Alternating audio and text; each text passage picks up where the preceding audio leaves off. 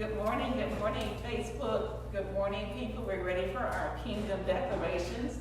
And we're just going to say, as a king. We don't have to keep saying, as a king. I just know that we are speaking as kings. From this moment forward, we don't have to keep saying, as a king, I'm a king. We already know that. It's already a done deal. So whenever we speak as a king.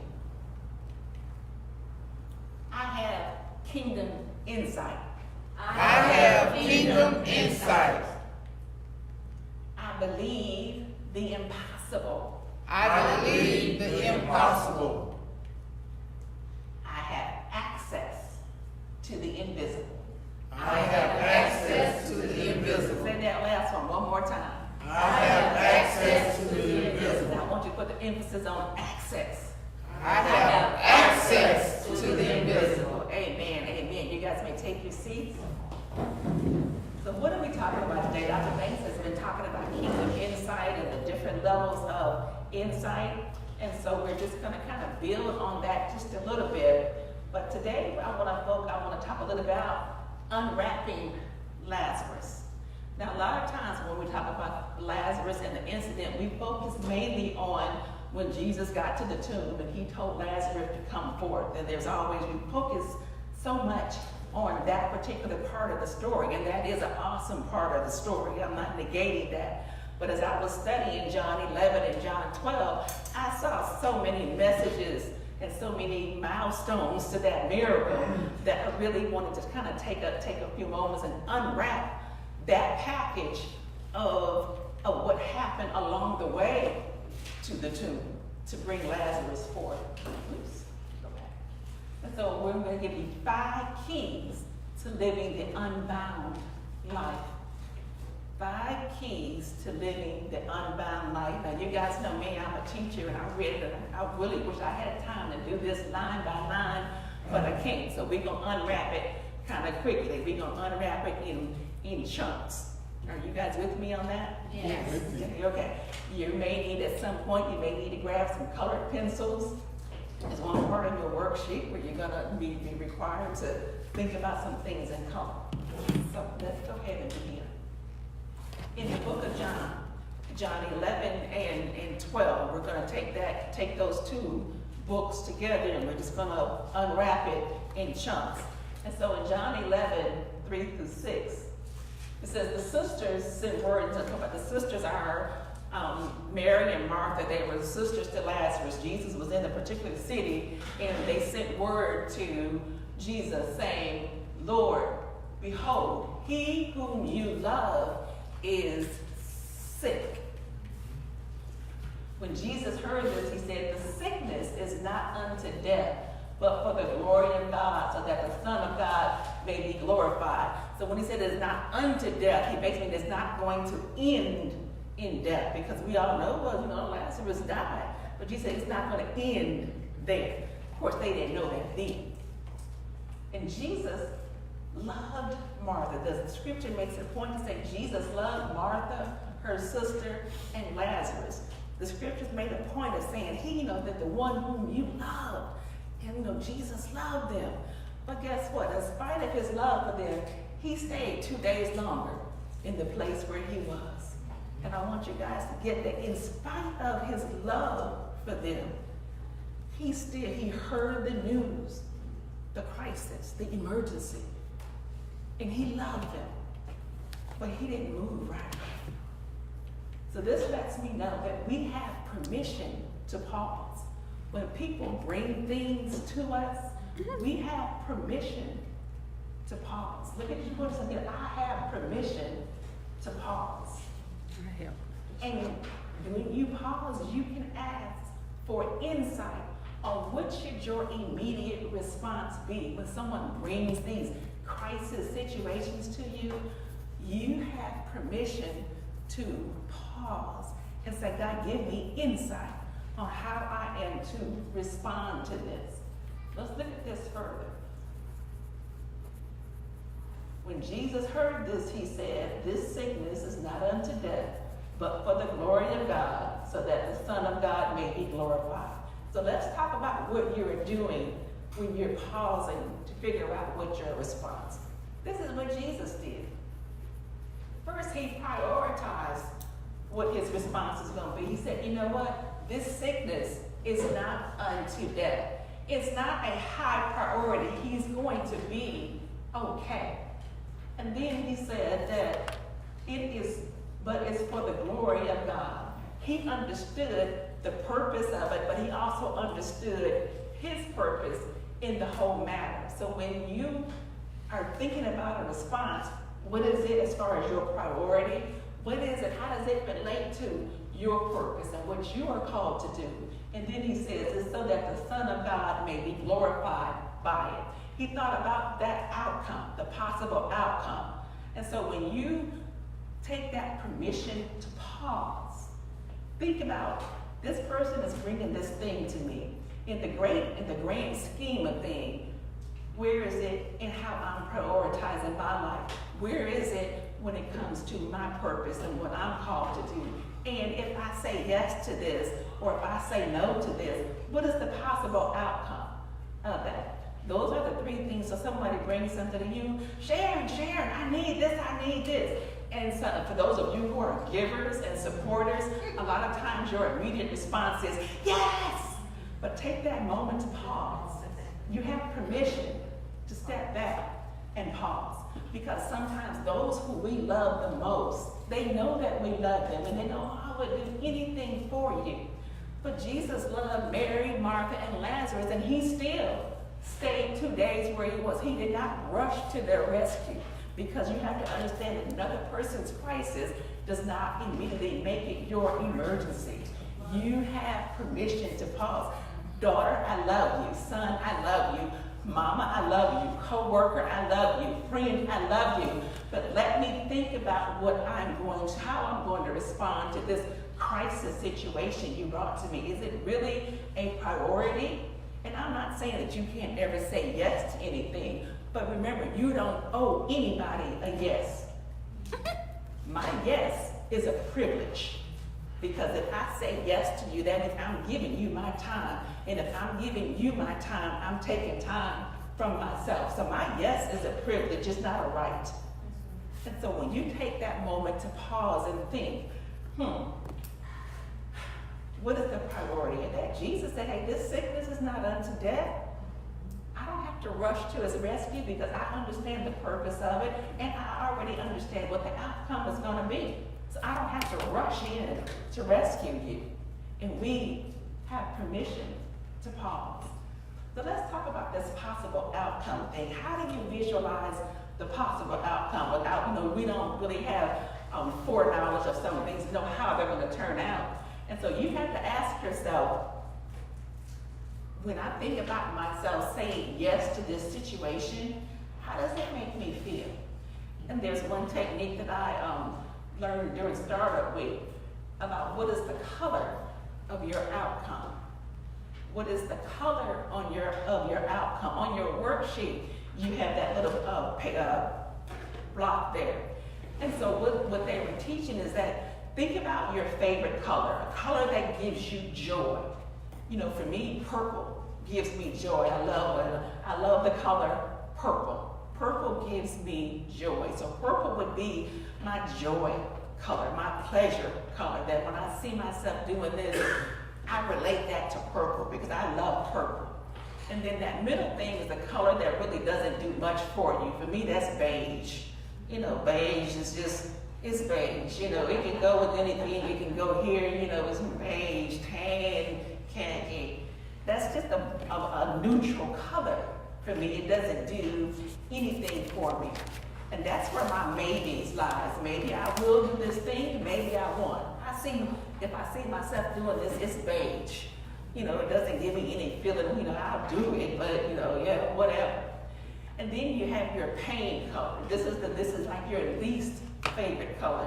For me, it's like pea green. I just don't like pea green or hunter green.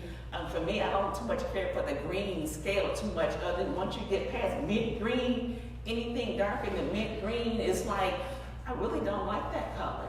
You can look at my closet, I don't have a whole lot of green things. Wayne had this green sweatshirt, it's a hunter green, I hated it. I just don't like that color. That's my pain color, that, if I do this thing, it's going to make me feel green. So somebody comes to you and say, hey, LJ, can you go pick up my dog from the vet? What color do you see? You picking up a dog from a vet. Oh, that's about my green color. That's my And so begin to relate those outcomes to what color do I see when I see myself doing this? Do I see, if yellow gives you joy, I see yellow. But I see myself saying yes to this because I love yellow and I'm going to love to do this for you. There are going to be some decisions where, it can be yes or no. If I have the time, maybe I can find someone else to do it. Some of you may even relate better to thinking of it in musical terms, between your favorite genre and your least favorite genre. I love R&B. My least favorite genre would be like hard rock. Folk music would be my middle. I don't hate folk music. It's all right. But I'm not going to just turn to a folk music station. And so if you think better in musical terms, what does your outcome sound like? But in your permission to pause, when you're exercising your permission to pause, imagine yourself doing this thing. And you don't owe anybody an immediate response. Now, there might be some, emergency, definitely, hey, I cut my finger while I was cooking, can you come take me to the emergency room? Of course, there are some things that will call for an immediate response, but there are just some things that you can just put on pause and say, let me get back to you. Jesus loved them, and he still waited 2 days. You love your mama, you love your daddy, you love your children, you love your co-workers, you love your friends, but I'm still going to make you wait before I give you my answer. You have permission to pause. That's one thing, one key to an unbound life. Free yourself up from owing anybody your yes. You have permission to pause. So as we go on, in John 11:7-10, he begins to tell his disciples, he's got the word that Lazarus is sick. And Jesus said, don't worry, it's not unto death. But then he goes on to tell his disciples in verses 7-10, he said, let us go to Judea again. And they said to him, Rabbi, the Jews were just now seeking to stone you, and you are going there again? And Jesus answered, are there not 12 hours in the day? If anybody walks in the day, he does not stumble, because he sees the light of this world. But if anybody walks in the night, he stumbles, because the light is not in him. Another key to an unbound life is you need to be a day walker. You need to be a day walker. You need to walk in the day. And what Jesus meant by that, there was a two-part answer to that, is that because of Israelite law, you can only walk so many hours of the day, and once the night fall, you had to be someplace. So he understood that, the legality of it, but then he also talked about the metaphoric day, light, illumination, insight. He said, as long as you walk with insight, you are not going to stumble. And so the key to this is, and let's keep on a little bit further with this conversation. And from 11-16, he says, then he said, our friend Lazarus has fallen asleep, but I go so that I may awaken him out of sleep. And the disciples replied, Lord, if he has fallen asleep, he will recover. And Jesus had spoken of his death, but they thought he was speaking of literal sleep. So he said to them plainly this time, Lazarus is dead. And I'm glad for your sake that I was not there, so that you may believe. But let us go to him.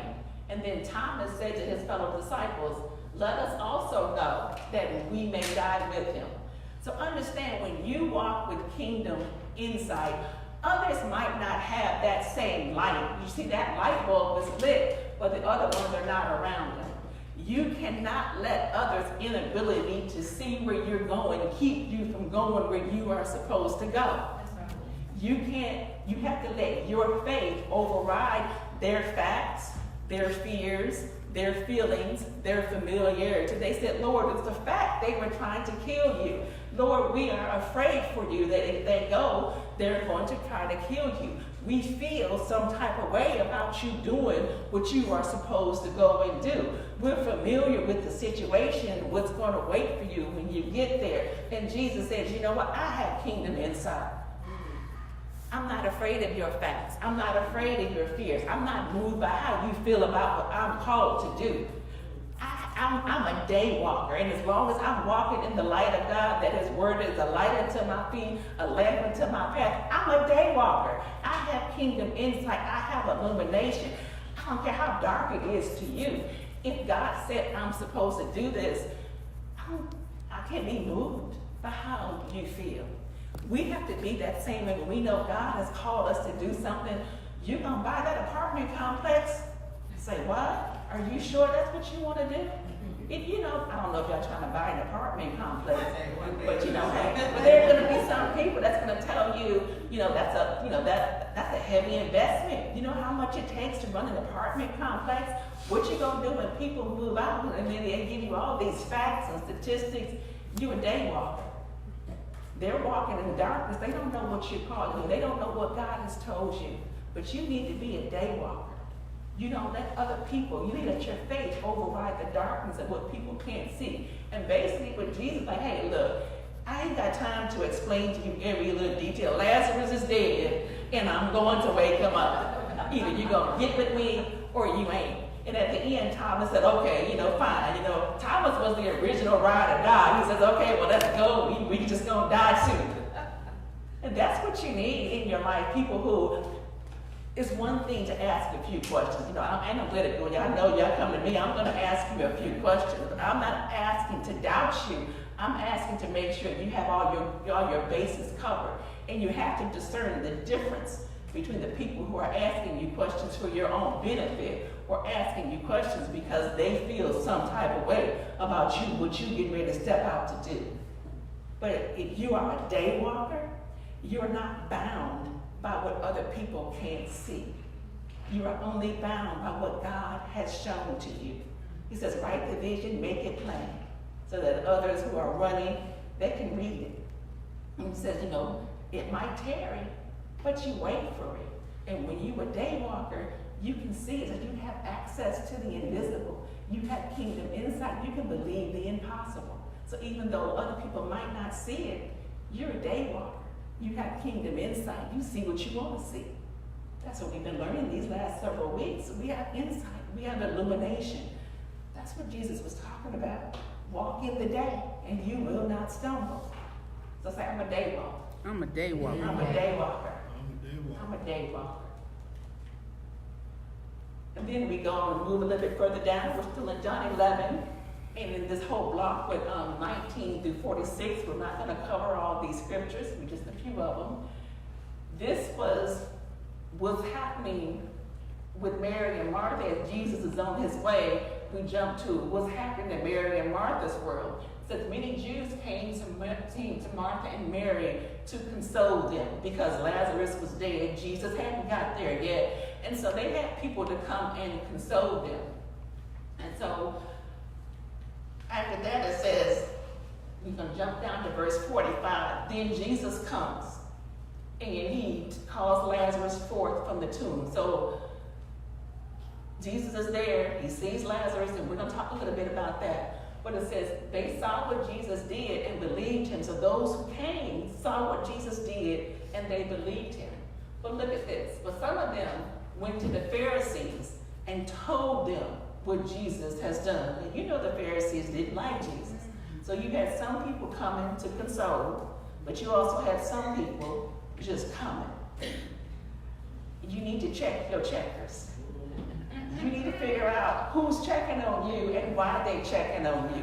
Because the other thing you need to understand is that everybody coming to see you is not really coming to see about you. They just coming to check you out to see what you're doing so they can go popping off to somebody else about what you're doing. So you need to make sure to check your checkers.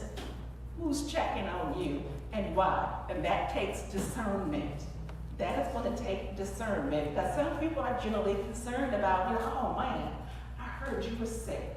Can I do anything for you? Can I do anything for you? Some people are they just coming to see how you doing or what you doing, so they can go tell somebody else. You know, I heard Sylvia was sick. I wonder what she got. Check your checkers. Here's another point to checking your checkers. This is in John 12, verses 9 through 11. This was after Lazarus was raised, and they were at a dinner. Lazarus was chilling. They were, he was laying back. I've been in these grave clothes. My whole life has changed. So they were having dinner. And it says that the crowd of Jews came, not just for Jesus, but to see Lazarus, whom he raised from the dead. It says, but the chief priests planned to put Lazarus to death also, because on account of him, many of the Jews were going away and were believing in Jesus. So once again, you have some people coming just to say, oh man, Lazarus, I heard you was dead, you was wrapped up, and now you're doing good. Yeah. Then you say, no. The other people say, no, I'm checking on you because I want to kill you. Because what you've done is causing me some issues. And so you want to make sure to check your checkers, because everybody's not going to celebrate your victory. This should have been a victory, a cause to celebrate. Somebody was raised from the dead. But everybody wasn't coming to celebrate that victory. And all of your checkers are not coming to celebrate your victory either. So there's a difference, somebody checking in on you and just checking about you. You need to know the difference. And you won't be bound to answer a bunch of questions to those who are not checking for your benefit. Who's checking on you? And you need to make sure you what? Check your checkers. Check their spirits. Because sometimes you know when people are not sincere. You know when people are just coming to be nosy. I heard you did this. And they feel some type of way, that they're not really celebrating your victory. So you need to make sure to what? Check your checkers. Because sometimes the very people who you thought was going to be for you, was going to be down for you, they the wrong kind of checker. And you need to check the spirits of your checkers. And you embrace those those who are being sincere, but you need to keep an eye out for those who are coming to try to kill your dreams, kill your spirit, kill your emotions, kill your joy, because they're not celebrating that. Because they feel some type of way about what you're doing, and it's going to take something away from them. Like your success is taking something away from them. Check your checkers. Everybody coming for you ain't coming for you. Okay? Understand that. Understand it. You don't have to be paranoid. Ask for insight. Gotta give me insight. Is she coming to check on me, or is she coming to check me out? Which one? There's a difference, There's a difference.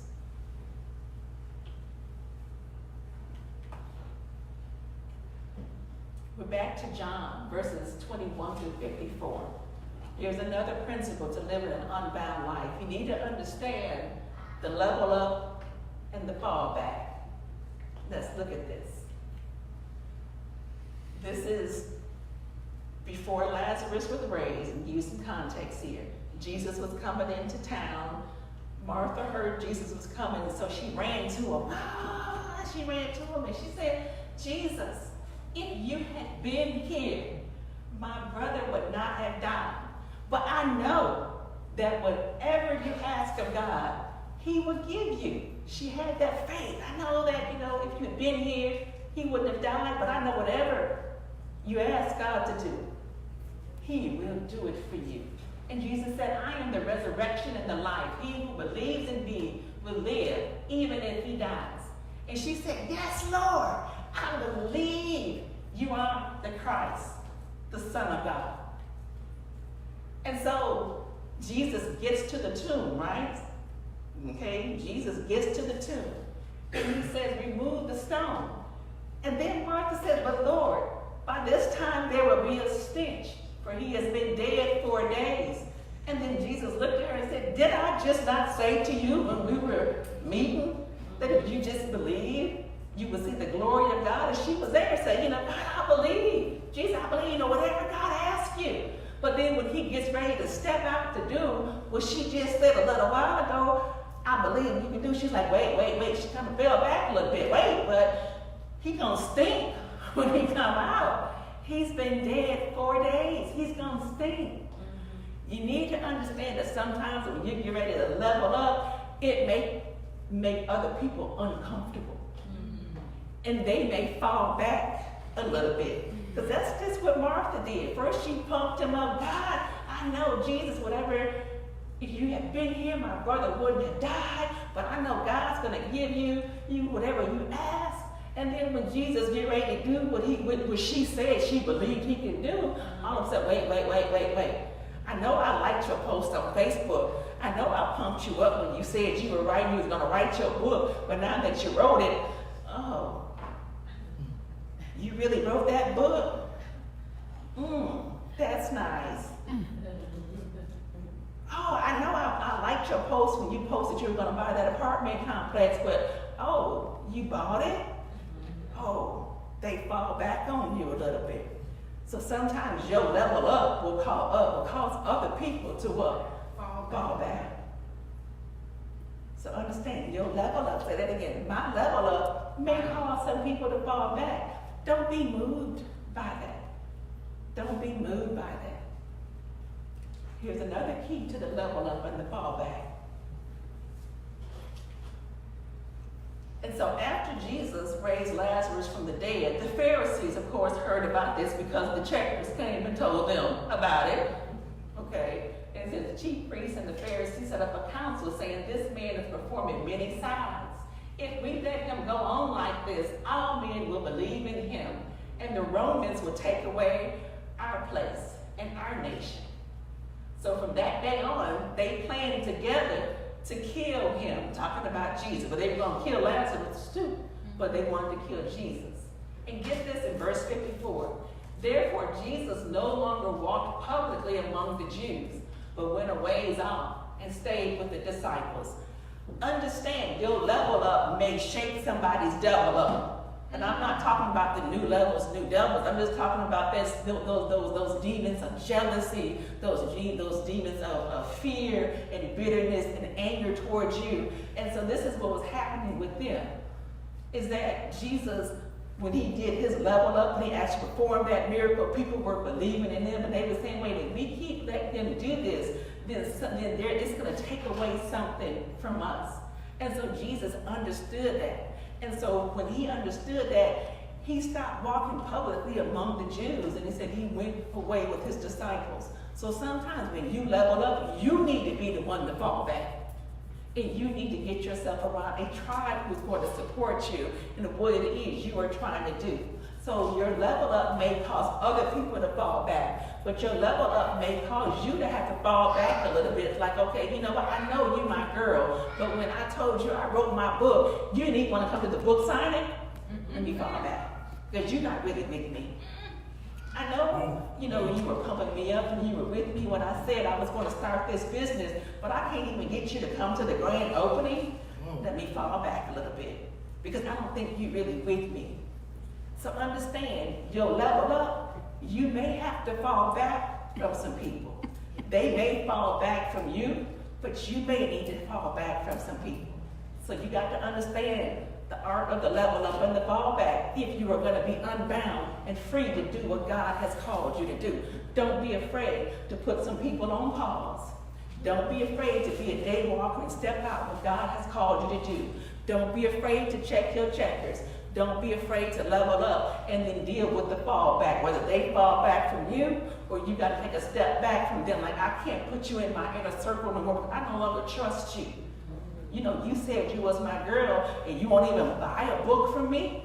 Or you thinking that you're that. Here's an example. I would be a fool to be mad at Dr. Sharon because her books are selling like wildfire. Well, I'm the one who helped her write her book. I'm the one who taught her what she knows. And so, I'm not going to support her. Man, I don't care about that. I want to see her level up. She got books in Spanish. She got the audio books. She's taking her books to Colombia. She done sold, I know, well over 1,000 copies. I might have sold 100 maybe. I'm not mad at that. I'm not gonna fall back from her, and she ain't got to fall back from me. Because I want to see her level up. I want to be in her support tribe, and that's what you need to look for. But this here, people who fall back from you, who you need to fall back, they think your success means somehow you're going to take something from them. You wrote a book, but I've had a book in me all my life. Write it. Me writing my book's not going to stop you from writing your book. Well, I've been thinking about investing in some property. Were you going to buy the apartment building I bought? Well, no, what you complaining about? Me buying this property is not going to affect you buying your property. Me buying this house is not going to affect you buying your house. I can level up. I can level up. You mad at me because I got a house and you still live with your mama. That's not my problem. That's not my problem. Be happy for me. And if you can't be happy, we gonna fall back from each other. So it's the level up and the fall back. Keys to an unbound life. And here's the last key.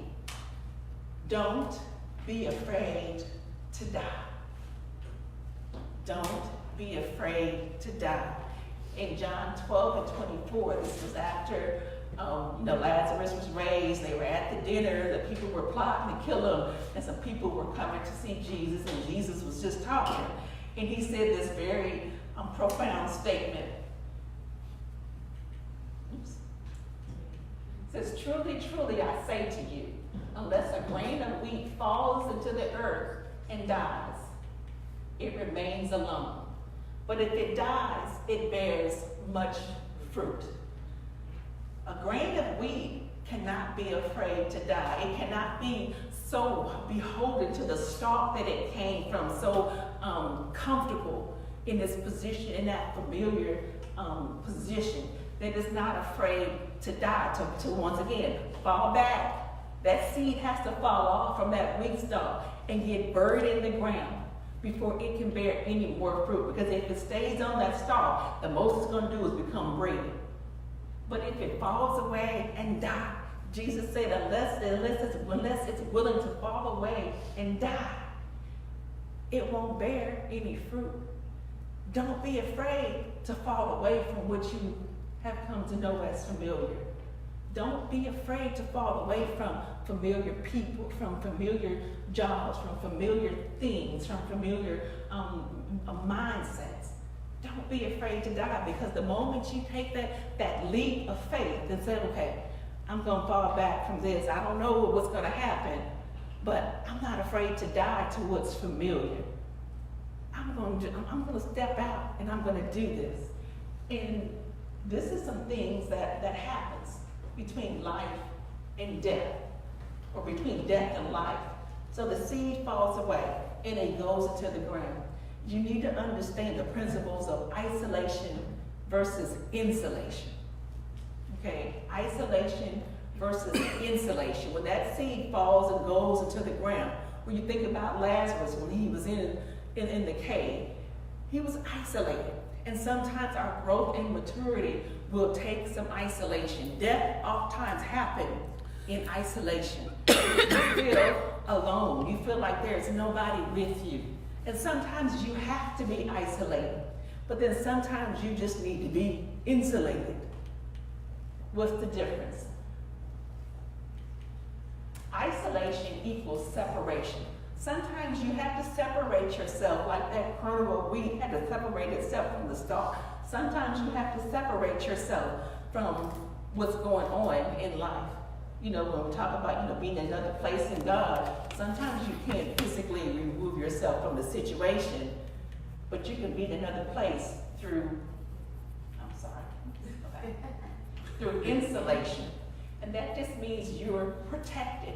So isolation means, God, take me out of here, take me out of here. Insulation is, God, I'm in this mess, but I'm insulated. I'm protected. And I thought this was just a perfect example. I don't know if you guys have been seeing this in the news, when Gayle King interviewed R. Kelly. And man, he was going off on her and stood up over her and slapping his hands. And Gayle just sat there. Her wig didn't move. She just sat there. Why? Because she was insulated in her mind, she was insulated in her heart. All this foolishness you trying to bring to me, I might not can't leave it. I don't have to be isolated, but I can be insulated. When Jesus was praying for his disciples, he said, God, I don't want you to take them out of the world. I want you just to protect them from the evil one. And then you can see there's a person behind R. Kelly trying to move him out of the way, trying to isolate him. And Gail was like, you ain't got to do that because I'm insulated.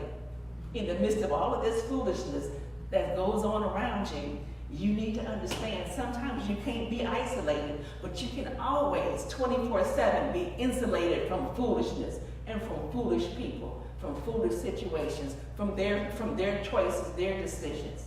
So sometimes you can be in the midst of hell, but hey, I'm at peace. And I'm learning. My granddaughter Harmony, she's one of the most unbothered little girls I know. She can say, Harmony, blah, blah, blah, and she'll like hump her shoulders and walk away. She don't even care. And I'm like, Lord, give me that spirit. I just don't care if somebody talk about her. Harmony so-and-so said something. She'll walk away, and she don't even care. So as a child, she understands, what you say don't matter. How you feel about me don't matter. But she may not understand the principles of isolation and insulation, but she sure has it down pat. And so we need to begin to ask God, give us the power. If we can't be isolated, insulate me from this madness. Insulate me from this craziness. Insulate me from all this drama going on around me. And some people might say, well, you just don't care about nothing. I get accused of being, you just don't have no emotion about nothing. I do have an emotion. My emotion is peace. But you just don't care. I do care. This is my response. Why? Because I'm learning the art of being insulated. Your craziness doesn't make me crazy. I don't give you the right to do that. So insulation versus isolation. You may not always be able to be isolated, but you can always be insulated in your heart and in your mind. And so Jesus told me, Father, I don't need you to take him out of the world. You need to say, what, greater is he that is in me than he who was in the world. That's when you become insulated. When all these things are coming at you and people are saying crazy things about you and all hell is breaking loose, I'm insulated. I don't have to join your madness. I don't have to join your drama. I don't have to do that. Why? So I'm insulated. I'm dead to that stuff. I've taken that leap. I'm just a different person. I'm different. Why? I'm insulated. But then you need to ask yourself, what kind of dead are you? You say, okay, don't be afraid to die. Don't be afraid of the isolation and the insulation. But then you need to ask yourself, what kind of dead am I? And you're looking at me, our channel is like, okay, what's she talking about? What kind of dead? Dead is dead. Dead. What kind of dead? I'm dead. Like the movie that I ain't going nowhere dead. But there's a difference between being dormant and being dead. And you need to understand the difference between dead and dormant. There's a species of plants called resurrection plants, and there are several different species, but there's one that's particularly known across the African desert called the Jericho rose. And it looks like this balled up knot of leaves, and it lives for hundreds of years, and it looks dead. But as soon as the rains begin to come, it opens up and it blooms. And you can get these plants for your house that they don't really need a lot of water. You don't water them a lot. And they look dead. But as soon as that drop of water hits it, it opens up and now it's alive again. So you see, it wasn't really dead. It was just dormant until it was watered with the right thing. A lot of times we think our dreams are dead. The things that we thought God was going to do, our purpose, our hopes, we think that we haven't seen it come to pass yet. But the word says that write the vision, make it plain. It says wait for it. Though it tarry, you wait for it. And sometimes our dreams are not dead. They're just dormant, waiting for the right word to fall on it, waiting for the right people to connect, waiting for you to activate your faith, waiting for you to do something. So your dream may not be dead. That promise is not dead. It's just dormant, waiting for the water to hit it. Yeah. What is the water that's going to reactivate your dreams? What is the water that's going to reactivate your purpose? What is the water that's going to reactivate your promise? It's not dead. It's just dormant. It's just waiting. And here's another thing about this Jericho rose, is that understand is that the seeds that are in this Jericho rose, that when you water it and it opens up and it starts rolling across the desert, it's dropping little seeds along the way, and it's duplicating more of these same plants, because you got to understand whatever seed is in you, everything you have is inside that seed. Your life, the life is in the seed, waiting for it to be watered. Life is in the seed. Life is in your dreams that God has given you. He's given you everything that you need to make that come to pass. You've just got to water it. Water it with your faith. Water it with your word. Water it with the right people around you. Get the checkers out of your life. Fall back from some stuff, and you will begin to see some things come to pass. Your life is in the seed. So it's not dead. It's just what? Dormant, waiting for that right moment. It's not, so don't be discouraged. Don't give up. That's right. It ain't dead. It's just dormant. What water are you going to use? So what kind of dead are you? What kind of dead is your dream? It's not dead. It's just dormant. Another thing that you need to understand is that you need to remain open to change. Because when that seed goes into the ground, it doesn't come back up looking the same way that it went in. See, when you're not afraid to die, you're not afraid to come back as something totally different. So sometimes that dream that you had, it may not come to pass in the exact same way you thought it was. And sometimes we miss out on so many things because God is not answering it how we thought he was going to answer it. You know, Mary thought that, she said, well, Jesus, I know that, he's going to live again in the resurrection. And Jesus said, no, that's what you think. That's all you know. I have another plan. And I equate that to when I was losing my hearing. And, I was believing God for a miracle. God, I need you to restore my hearing. I don't want to get hearing aids because I believe you are going to restore my hearing. And I would not get hearing aids. And I was steadily losing my hearing. I don't want hearing aids because God is going to give me my miracle. I'm faithful, I tithe. There is no reason why God should restore my hearing. I went to healing conferences, had people put their fingers in my ear, pour water in my ear, spit in my ear, all this different stuff, and still came away not hearing a thing. And it wasn't until I turned 40 and Tasha had Serenity, and we were in Utah, and Wayne had to go to the desert, and she was going to start her job. And she's like, Mom, I can't leave the baby with you because if she's crying, you won't be able to hear her. And so I had to let go of what I thought God was going to do to restore my hearing, to get hearing aids so I can take care of my grandbaby.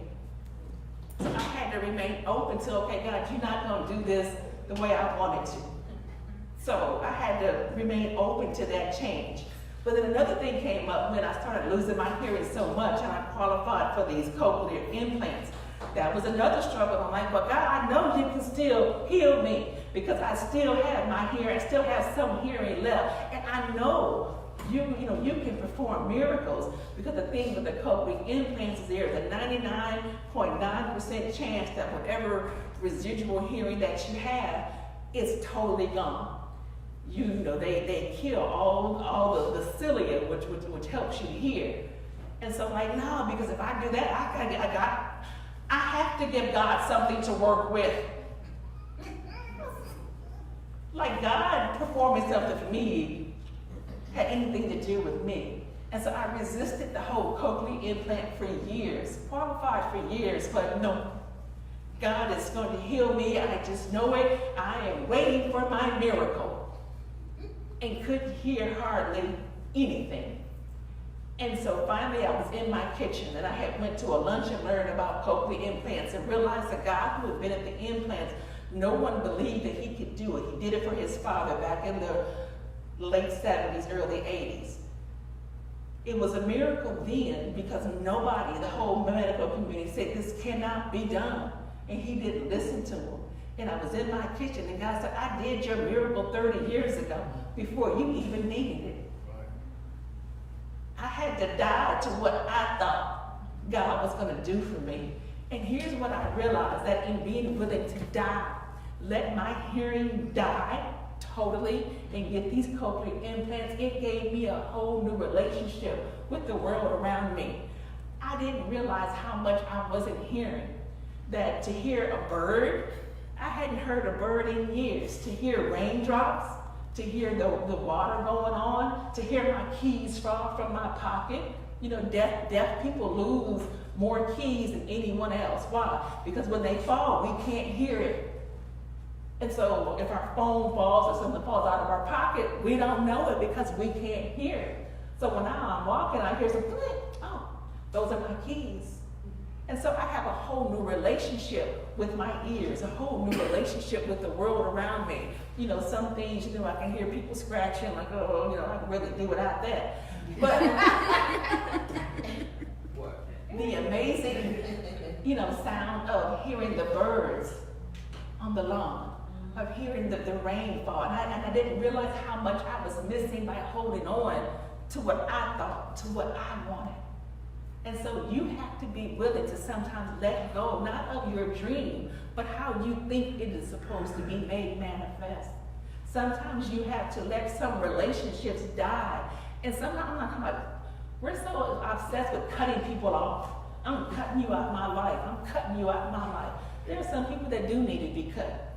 But sometimes the context of your relationship has to die. I had to learn that with my children. One in particular, that I still love you, but our relationship, the way that it's been working, that has to die so we can both grow. So we are not dead to each other, just the way that we related to one another. Now we have a new relationship, because if I don't let the way that I related to you die, you're not going to grow. And so it's not always about cutting somebody out. It's not always about walking away from things. Sometimes you have to die to what that relationship was and how you interacted. You know, Mom, I love you. But the way that we interact right now, we're going to have to kill that. So we can find a new place to be, a new way to relate. So don't be afraid to die. Don't be afraid to die to whatever you thought your dream was going to be. It's still your dream, but you need to be open to what God is going to do with it. You need to ask for insight. You need to be willing to say, okay, you know what? Maybe I need to step back and really ask God, okay, give me insight. Show me, you know, that access to the invisible, because I'm holding on and I want you to do it this way. Because that wasn't in my plan to do it this way. You know, Martha was thinking that Lazarus was going to be raised in the resurrection. Jesus said, that's not the way I'm going to do it. Are you open to that? Are you open to that change? So, 5 keys from the life of Lazarus, or from unwrapping Lazarus. What is the first one? You have permission to pause. Look at how much you love somebody. Their crisis is not your emergency. You have permission. Let me get back with you. Permission to pause. Be a day walker. Always ask for insight. Walk in that insight. We've been learning about that these last several weeks. You have kingdom insight to believe the impossible, to see the invisible. Be a day walker. Check your checkers. Everybody comes to check in on you. Ain't checking for you. They checking about you. Check your checkers. Ask for insight. Discern their spirit. What kind of vibe you get? Check your checkers. Know how to level up and fall back. Either they gonna fall back or you gonna fall back. Know which one. Don't be offended when they fall back.